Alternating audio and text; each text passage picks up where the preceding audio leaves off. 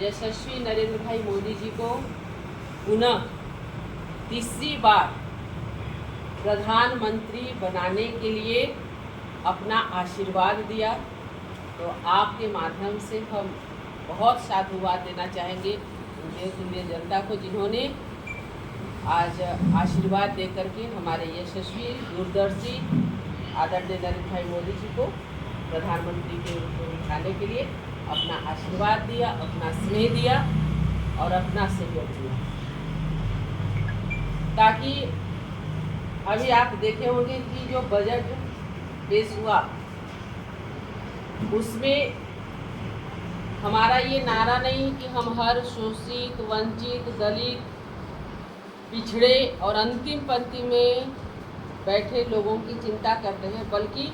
ये बजट भी वो दिखाने के लिए तैयार है। और जिस प्रकार से बजट पेश किया गया उसमें आपने देखा कि जो हमारे गरीब गुरबे लोग हैं, हमारी जो माताएं बहनें हैं, जो एक युवा वर्ग है, जो हमारे अन्नदाता हैं, हमारे बच्चे जो पैसे के अभाव में पढ़ाई में आगे नहीं बढ़ सकते हैं, इन लोगों के लिए विशेष बजट में लाया गया, जिससे कि सभी लोगों का सभी स्तर से विकास हो सके। और उसी में हम देख रहे हैं कि अगर हम गरीबों की बात करें तो जो अनाज देने की बात हुई थी गरीब कल्याण से, ये और आने वाले वर्षों के लिए बढ़ा दिए गए, जिसमें कि हम एक बार आपको बता दें कि यदि आज ये हमारे गरीब माता बहनों को, गरीब अभिभावकों को अगर केंद्र सरकार अनाज नहीं देती जो आज दे रही है, तो कहीं न कहीं आप देख सकते हैं कि जो हमारे हम झारखंड के लोगों के लिए, हम झारखंड की बात करें तो झारखंड में जो ग्रीन कार्ड बना वो एक कूड़ा करकट के जैसे वो डस्टबिन में फेंका हुआ है, वो बंद हो चुका है। लोगों को किसी प्रकार का अन्न नहीं मिल रहा है, अनाज नहीं मिल पा रहा है। तो हम बहुत आभार व्यक्त करना चाहते हैं आज के इस प्रेस कॉन्फ्रेंस में हमारे यशस्वी नरेंद्र भाई मोदी जी को, कि उन्होंने उन गरीबों की चिंता किया और आज जो अन्न देने का जो उनका एक अच्छी सोच और दूरदर्शिता है, उसे उन्होंने लगातार आगे बढ़ाने का काम किया, जिससे आज हमारे गरीबों का 2 वक्त का चूल्हा आज भी जल रहा है। इसके लिए हम बहुत साधुवाद देना चाहेंगे। दूसरा, आप देख रहे हैं कि जो हमारे युवा वर्ग के लोग हैं, आज शिक्षित बेरोजगारी ज़्यादातर है और कोई भी सरकार आए 100% लोगों को रोजगार नहीं मुहैया करा सकती है। लेकिन अगर हम ऐसी शिक्षा की व्यवस्था करें जिसमें कि उनको हुनरमंद बना के आगे करें, तो हमें लगता है कि जो शिक्षित बेरोजगारी एक दिनों दिन उसकी रफ्तार जो है बढ़ती चली जा रही है, उसमें हम कम कर सकते हैं। और हमारे माननीय प्रधानमंत्री जी ने, हमारा केंद्रीय नेतृत्व ने इसमें काफ़ी ध्यान दिया और कैसे हम बेरोजगारी को दूर करें, हमारे युवाओं के सपने को साकार करें, उसके लिए पुरजोर तरीके से बजट में प्रावधान किया गया। और उसमें जो आप देख रहे हैं कि मुद्रा लोन के द्वारा जो पहले 10 लाख की राशि दी जाती थी, उसे सीधे बढ़ा करके 20 लाख किया गया। और आप देख सकते हैं कि अगर कोई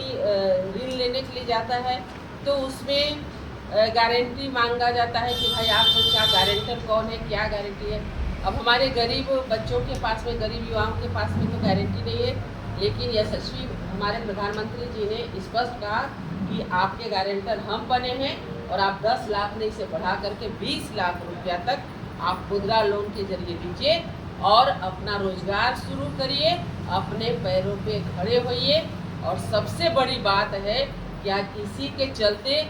आज जो हमारा लघु और कुटीर उद्योग और मध्यम वर्गीय लोगों के लिए जो उद्योग है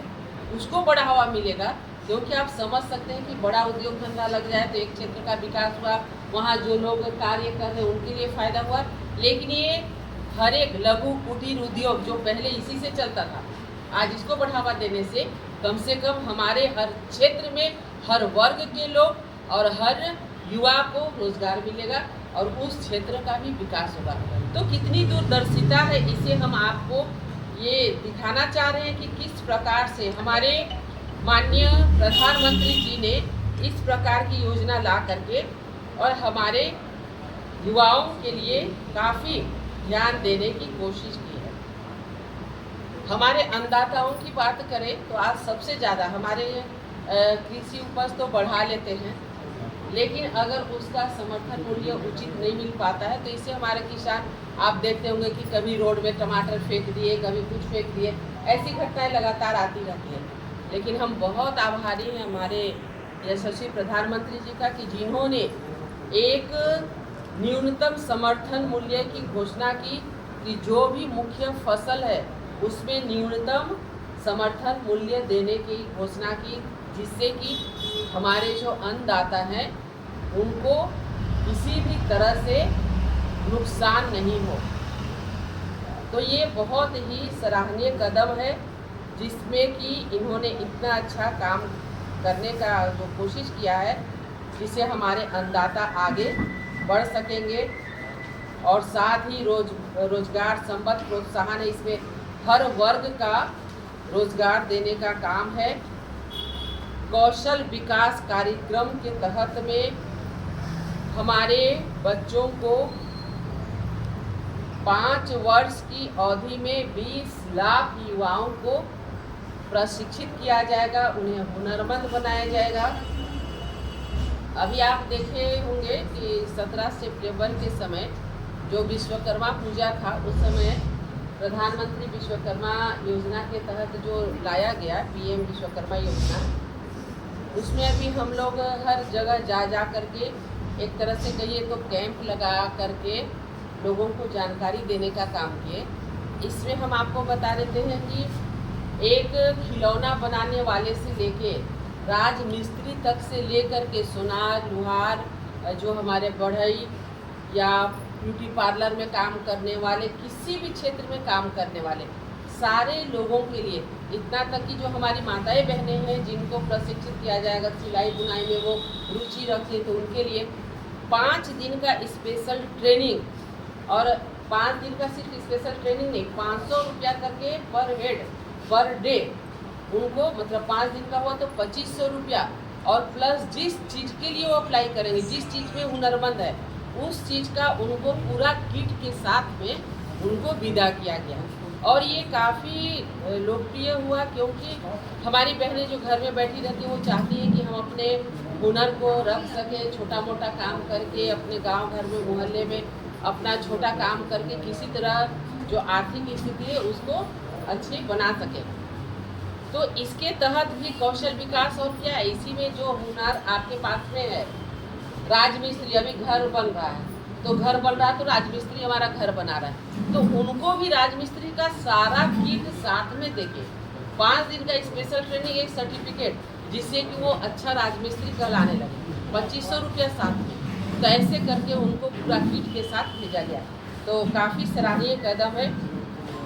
और साथ ही जो हमारे बच्चे पढ़ाई लिखाई करते हैं तो उनको लोन लेना पड़ता है। जिन अभिभावकों के पास में पैसा नहीं है लेकिन चाहते हैं कि हमारे बच्चे अच्छी शिक्षा ग्रहण करें, तो लोन जो है उसका जो आप इंटरेस्ट देखे होंगे, आप में से हम लोग सभी लोग आज बच्चों को पढ़ाए तो कर्ज लेके, ऋण लेके ही पढ़ाए, और वो कैसे घूमता है, पूरा चक्रवृद्धि ब्याज, एकदम वो घड़ी की सुई के तरह टकाटक वो घूमता रहता है। लास्ट में जितना लोन लेते हैं उससे ज़्यादा हमको केवल इंटरेस्ट देना पड़ जाता है। अंततः लोग चाहते हैं कि नहीं भैया शिक्षा में हम लोन नहीं ले और हमारा बच्चा नहीं पढ़े तो नहीं पढ़े, क्योंकि उतना दे ही नहीं पाएगा लोग। तो हम बहुत आभार व्यक्त करना चाहेंगे हमारे यशस्वी प्रधानमंत्री जी को कि उन्होंने 10 लाख तक के ऋण हेतु वित्तीय सहायता भी करने का काम किया और 3% तक वार्षिक ब्याज में छूट देने का। तो ये बहुत ज़्यादा एक महत्वपूर्ण कार्य है जिसमें कि हमारे हर गरीब माँ बाप अपने बच्चों को आगे बढ़ाने के लिए अब बैंक से लोन लेने के लिए हिचकिचाएंगे नहीं। फिर आपका आया पूर्वोदय की बात अगर हम करें, जैसे बिहार, झारखंड, पश्चिम बंगाल, उड़ीसा, आंध्र प्रदेश, ये सारे का चहुमुखी विकास करने के लिए पूर्वोदय नामक योजना तैयार की गई और इसमें लोगों को आगे बढ़ाया जाएगा। अभी आप देख रहे हैं कि 2 दिन 3 दिन 4 दिन की एक ज़बरदस्त बारिश हुई, इसमें कितने गरीबों का मकान ढह गया। और कहना नहीं चाहिए, लेकिन जो सच्चाई है उसे रखने में भी दिक्कत नहीं है। हमारे आदरणीय प्रधानमंत्री जी ने पीएम आवास के तहत करोड़ों लोगों को प्रधानमंत्री आवास देने का काम किया। झारखंड सरकार किसी तरह से उसको बंदिश करके एक लाई बबुआ आवास। वो बबुआ आवास आप सभी जान रहे हैं, वो चुन चुन के लोगों को देने का काम। कई जगह से शिकायत है, मैडम वो तो फिल्म तक ढाल लिया, बोला 25,000 दो, नहीं तो दूसरा किस्त नहीं मिलेगा, वगैरह वगैरह, पता नहीं कितनी सारी चीज़ें और इतनी सारी शर्त है। लोग गए लगा कि पता नहीं क्या मिल रहा है, लेकिन इतनी निराशा हुई लोगों को कि बबुआ आवास हम नहीं लेंगे बोल करके ऐसे लोग हाथ जोड़ रहा है। हम बहुत आभार व्यक्त करना चाहेंगे हमारे प्रधानमंत्री जी को कि उन्होंने घोषणा किया कि हम फिर से हमारे गरीब गुरबों के लिए 3 करोड़ अतिरिक्त पीएम आवास की घोषणा उन्होंने की, जिससे कि हमारे लोगों को अब आवास के लिए किसी प्रकार का लोगों को बबुआ आवास पर डिपेंड होना नहीं पड़ेगा।